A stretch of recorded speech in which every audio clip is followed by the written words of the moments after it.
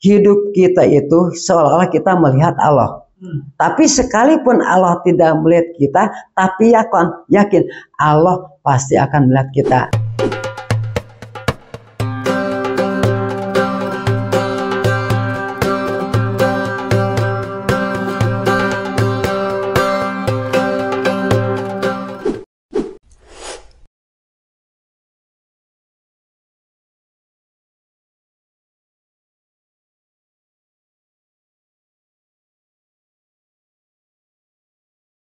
Assalamualaikum warahmatullahi wabarakatuh. Sahabat, bertemu lagi bersama saya Danang Sugiarto di Jejak Cibatu edisi podcast dan edisi Ramadan 2024. Alhamdulillah pada podcast hari ini kita sudah kehadiran narasumber. Kita akan mendengarkan siraman rohani dari narasumber yang sudah kita hadirkan, dan kita sapa di depan saya ini sudah ada Pak Ustadz Hasan Husada. Assalamualaikum Pak. Assalamualaikum warahmatullahi wabarakatuh. Gimana kabarnya Pak? Alhamdulillah baik. Alhamdulillah, mudah-mudahan kita senantiasa diberikan kesehatan, kemudian panjang umur dan keberkahan. Amin. Amin ya Allah ya Rabbal Alamin. Alhamdulillah Pak, untuk di podcast kali ini kita seperti biasa di edisi Ramadan kita lebih mendengarkan ceramah rohani atau ceramah dari narasumber kita, dan alhamdulillah kita akan mendengarkan ceramah dari beliau dengan tema intisari dari puasa Ramadan, dan kita dengarkan untuk ceramahnya beliau. Silakan Pak. Assalamualaikum warahmatullahi wabarakatuh. A'udzubillahi minasyaitonirrajim. Bismillahirrahmanirrahim. Alhamdulillahirabbil alamin. Hamdan imin hamdan syakirin. Asyhadu an la ilaha illallah wa la syarikalah wa asyhadu anna Muhammadan abduhu wa rasuluh. Allahumma sholli ala sayyidina Muhammad wa ala alihi wa sahbihi ajmain, amma ba'd.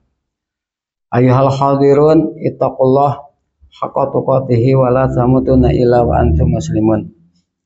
Wa qala Allah ta'ala bi kitabihil karim, a'udzubillahi minasyaitonir rajim. Bismillahirrahmanirrahim. Wa amma man khafa maqama rabbih wa nahana nafsa 'anil hawa fal jannatu hiyal ma'wa.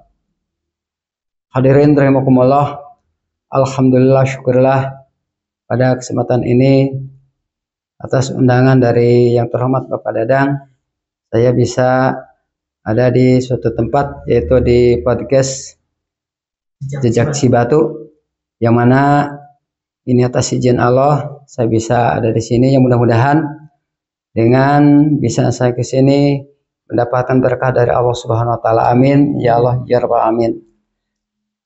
Yang terhormat hadirin semua yang ada di channel Jejak Cibatu, di sini saya akan mencoba mengupas atau membahas buah dari puasa Ramadan, yang mana mungkin bagi saya sendiri, mungkin baik buat pemirsa semua, kita mengucapkan syukur alhamdulillah bahwa pada saat ini kita ada di dalam bulan Ramadan, yang mana harapan kita ingin masuk di bulan Ramadan, jauh-jauh hari kita berdoa. Bahkan ketika masuk di tanggal 1 bulan Rajab, kita sudah mulai berdoa. Allahumma barik lana fi Rajab wa Syabana wa balighna hasil maqasidana. Nah, ini gambaran ketika kita masuk di bulan Rajab tanggal 1, kita berdoa, ya Allah, semoga aku diberkahi di bulan Rajab. Masuk di bulan Syaban, ya Allah, semoga aku diberkahi di bulan Syaban. Nah, yang ketiga, wa balighna Ramadana wa hasil maqasidana. Ya Allah, sampaikanlah aku semua, kita semua ke dalam bulan Ramadan dengan tujuan, harapan, semoga kita semua mendapat pengampunan, mendapat berkah dari Allah Subhanahu wa taala. Wa hasil maqasidana, yang dimaksud wa hasil maqasidana di sini adalah kita berharap semoga dengan berpuasa kita, dengan saum kita, nanti kita mendapat rahmat, mendapat maghfirah dan mendapat ridho dari Allah. Ketika kita keluar dari bulan Ramadan, kita tidak mempunyai dosa seperti kayaknya anak kecil atau bayi yang keluar dari rahim ibunya. Amin ya Allah ya Rabbal alamin. Dan selanjutnya, hasil atau buah dari puasa Ramadan Yang paling utama mungkin kita sudah pada tahu sebagaimana yang ada dalam surah Al-Baqarah ayat 146 di akhir ayat, la'allakum tattaqun. Intisari dari puasa bulan Ramadan yaitu supaya kita menjadi orang yang takwa. Nah, di sini keuntungan dari hasil Ramadan kita mencapai derajat takwa, sedangkan tidak ada lagi makom yang paling tinggi dalam beribadah kecuali takwa kepada Allah Subhanahu wa taala. Maka keuntungan satu, ketika kita sudah menjadi orang yang takwa, insya Allah hidup kita akan dimulaikan oleh Allah baik di dunia sampai ke akhirat. Sebagaimana Allah berfirman, inna akramakum indallahi atqakum. Sesungguhnya orang yang paling mulia di sisi Allah yaitu orang yang takwa. Dalam arti ketika kita sudah menjadi orang yang takwa, yakin maka kita di dunia akan dimuliakan oleh Allah, bahkan nanti kita di akhirat akan dimasukkan ke dalam surganya Allah Subhanahu wa taala. Amin ya Allah ya rabbal alamin. Yang kedua, kelebihan dari kita sesudah mencapai derajat takwa, maka selama kita menjalani hidup di dunia, maka hidup kita akan tenang, tidak akan merasa takut. Karena apa? Sudah menjadi jaminan Allah Subhanahu wa taala. Ketika kita mendapat kesulitan, yakin maka Allah akan memberi solusi kepada kita. Yang kedua, di dalam rezeki insya Allah Allah akan beri rezeki dari arah yang tidak disangka-sangka. Maka sesuai dengan firman Allah SWT, a'udzubillahi minasyaitonirrajim, bismillahirrahmanirrahim, wa may yattaqillaha yaj'al lahu makhraja wa yarzuqhu min haitsu la yahtasib wa may yatawakkal 'ala Allah fahuwa hasbuh. Satu, untuk orang takwa ketika mendapat kesulitan sebagaimana tadi, maka Allah yakin akan beri solusi yang terbaik, yang maslahat baik dunia dan akhirat. Yang kedua, akan diberi rezeki dari arah yang tidak disangka-sangka. Yang ketiga, akan menjadikan orang itu sebagai orang yang tawakal kepada Allah. Dalam arti tawakal di sini, semua urusan diserahkan kepada Allah sesudah dia berusaha. Dan keempat, dia meyakini bahwa segala sesuatu yang terjadi dalam dunia ini semata-mata sudah ada dalam takdirnya Allah Subhanahu wa taala, sudah diukur oleh qada-qadarnya Allah Subhanahu wa taala. Yang kedua, buah dari hasil puasa Ramadan yaitu menahan hawa nafsu kita. Nah, di sini mungkin kita sudah jelas, sudah pada tahu kita diuji oleh Allah secara dohir, secara batin.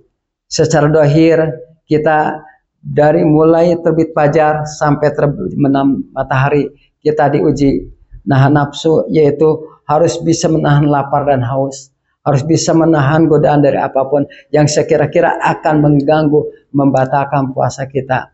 Tapi yang kedua yang harus jaga kita yaitu sesuatu yang bisa mengganggu atau menghancurkan atau membatalkan pahala puasa kita. Jadi ada dua yang bisa membatalkan puasa, yang bisa membatalkan pahala puasa. Ketika seseorang bisa menjaga yang membatalkan puasa, tapi tidak bisa menjaga kepada hal-hal yang membatalkan pahala puasa, mungkin itu sebatas disebut puasa awam. Tapi ketika seseorang bisa menahan hawa nafsu, bisa menjaga lapar dan haus, dan juga bisa menjaga dari yang membatalkan pahala puasa, maka itu mungkin sudah termasuk puasa khawas. Maka di sini sebagai kita gambaran ujian dari Allah SWT, terutama kita melaksanakan ibadah semua Ramadan yaitu nafsu kita. Jangan sampai nafsu kita mengalahkan akal pikiran kita. Karena di dalam tubuh kita ada nafsu, ada syahwat, ada akal.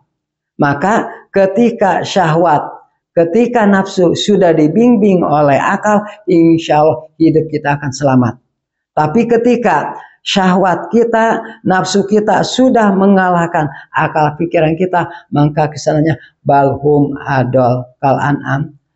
Diibaratkan akan seperti hewan, bahkan bisa lebih sasar, lebih hina daripada hewan.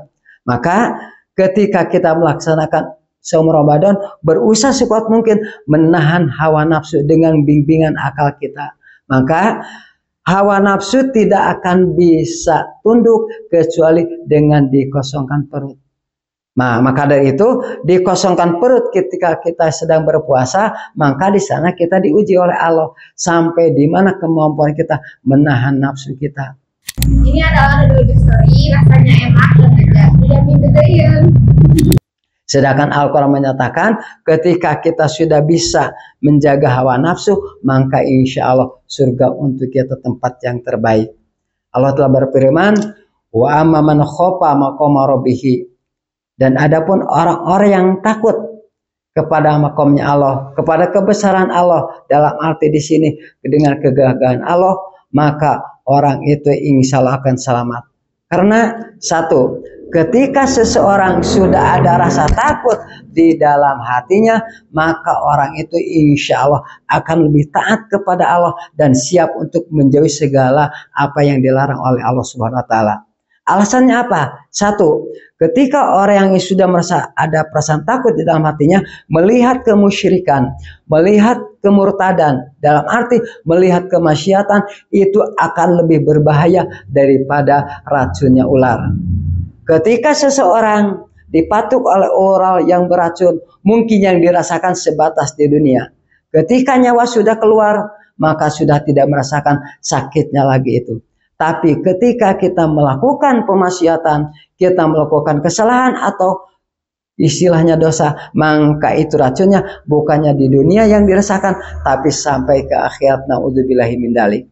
Jadi yang dirasakan, yang ditakuti oleh orang-orang yang sudah merasakan ada sifat khauf, merasa takut kepada kebesaran Allah, maka sekali lagi melihat kemaksiatan, melihat segala sesuatu yang dilarang oleh Allah, maka itu akan dirasakan bahayanya bukannya di akhirat, tapi di dunia pun pasti akan dirasakannya.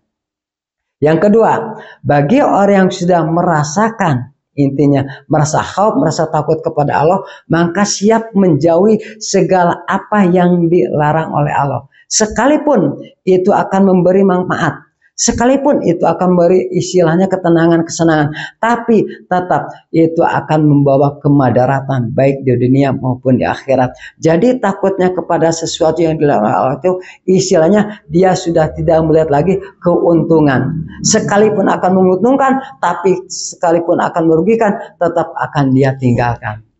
Nah, yang kedua, bagi orang yang takut kepada Allah, di sisi lain siap untuk melaksanakan perintah Allah dan siap untuk menjauhi segala apa yang dilarang oleh Allah, maka orang yang betul-betul rasa khaufnya ada di dalam hati, maka siap menahan hawa nafsunya. Sambungan ayatnya, wa nahan nafsa anil hawa, dan menjaga dirinya dari hawa nafsu. Karena apa? Yang namanya hawa nafsu itu istilahnya yang akan membawa kesesatan.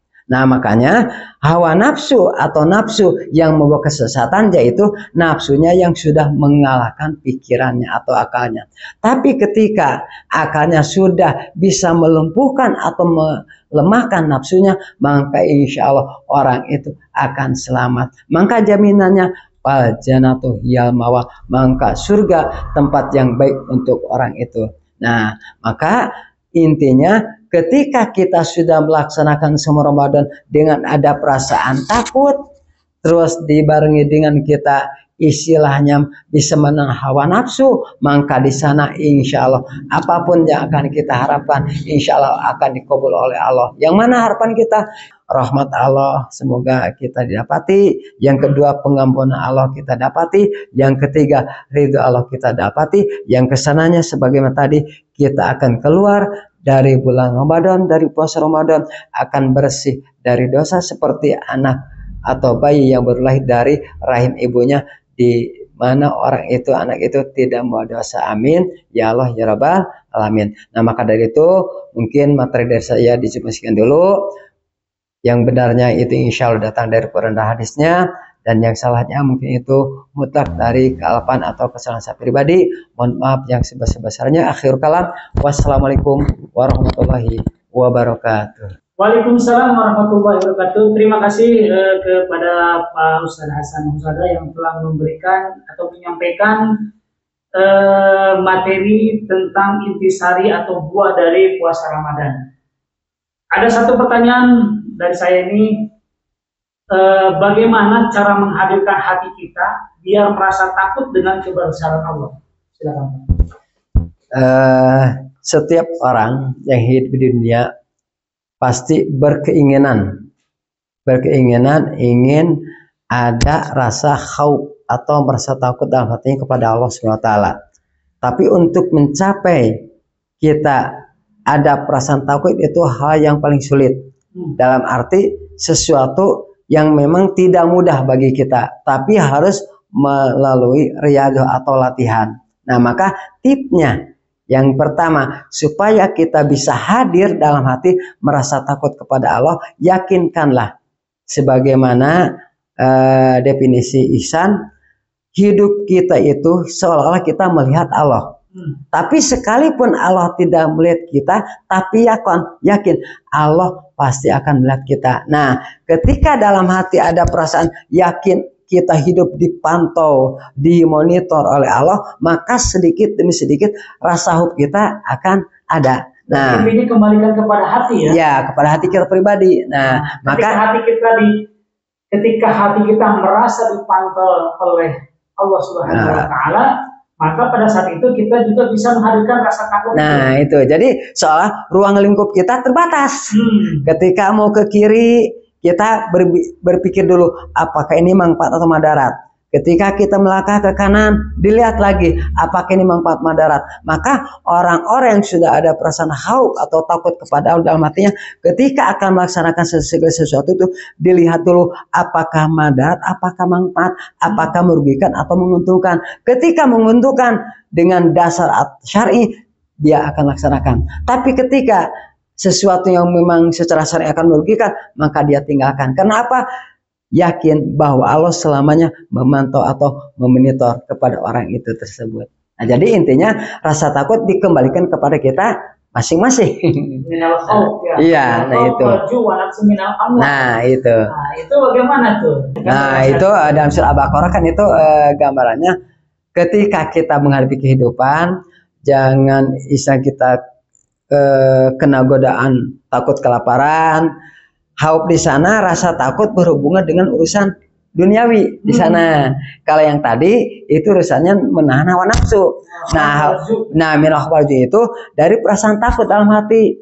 Takut tidak makan, takut tidak minum, itu yang ada dalam surat Al-Baqarah itu. Nah, tapi yang kalau tadi ada surat An-Najm, arahnya ketika seseorang sudah merasa takut kepada Allah, maka insya Allah akan bisa menahan hawa nafsunya. Nah, ketika sudah bisa menahan hawa nafsunya, maka kesananya surga bagiannya. Karena apa?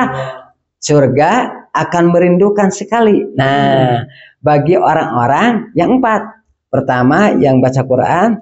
Yang kedua, yaitu orang yang beri makan orang kelaparan. Yang ketiga, yang akan mendapat atau dirindukan oleh surga itu orang yang bisa menjaga lisan. Dan terakhir, orang yang berpuasa di bulan Ramadan. Jadi buah dari puasa Ramadan harus ada rasa takut dan bisa menahan hawa nafsu, maka akan termasuk orang yang dirindukan oleh surga. Jadi yang dirindukan oleh surga itu orang yang puasa yang gimana? Nah, itu kriterianya, yang ada rasa takut dan bisa menahan hawa nafsunya, maka akan dirindukan oleh surganya Allah Subhanahu wa taala itu. Oke Pak, terima kasih. Mudah-mudahan apa yang Bapak sampaikan barusan dengan ajuan pertanyaan saya, pemirsa juga cukup tidak puas, karena kalau tidak puas kita akan terus menggali lagi ya Pak. Iya. Oke, statement closing dari Pak Ustadz Hasan Usada hari ini tentang materi yang disampaikan Bapak barusan. Kesimpulan Pak. Jadi kesimpulannya apa yang tadi saya sampaikan, kita selaku hamba Allah SWT pasti kita berharap ingin hidup bahagia baik di dunia maupun di akhirat.